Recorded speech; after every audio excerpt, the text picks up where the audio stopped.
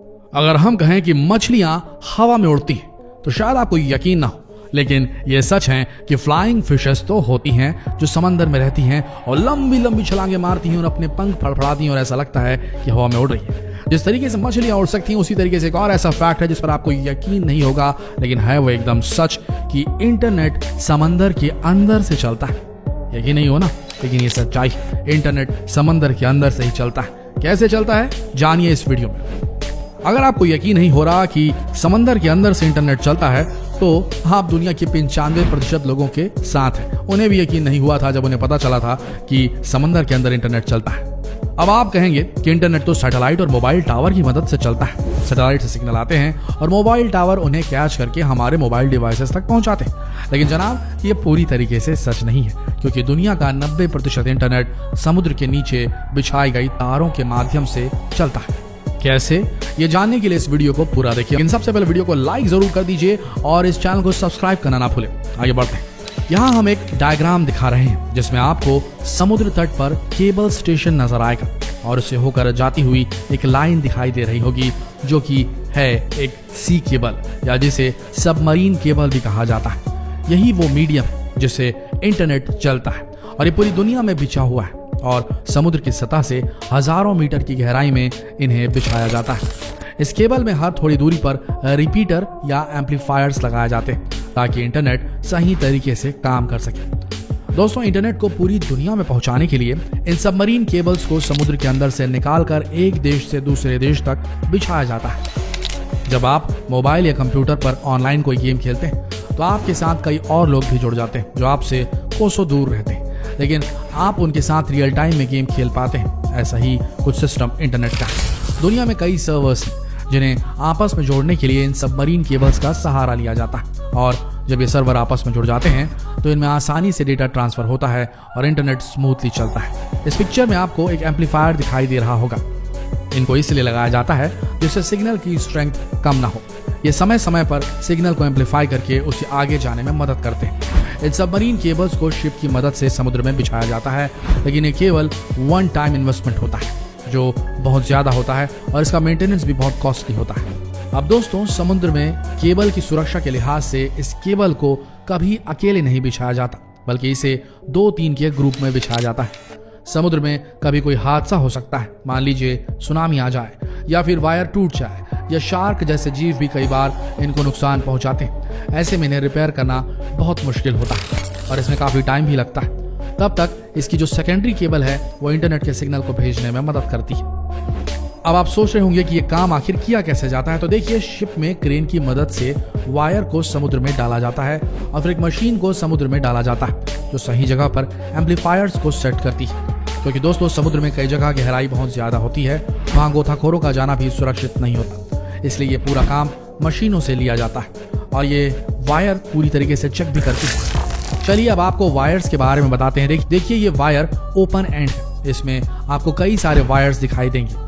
ये fibre wire है। इसके ऊपर पहले रबर की कोटिंग है, फिर इसके ऊपर स्टील की कोटिंग है। इसके ऊपर काफी सारी कोटिंग्स की जाती है क्योंकि ये वायर को सुरक्षा और स्ट्रेंथ देते हैं।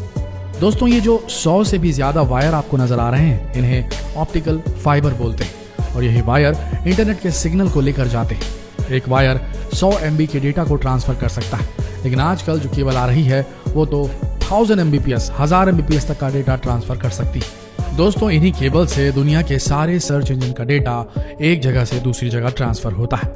लेकिन इतनी सुरक्षा के बाद भी अगर कभी कोई वायर डैमेज हो जाता है तो फिर गोताखोर समुद्र में जाकर इसे रिपेयर करते हैं। आपको बता दें, ये एक वायर लगभग 25 साल तक काम कर सकता है और इसीलिए इतने समय तक समुद्र के अंदर रहने पर इसमें काई वगैरह जम जाती है।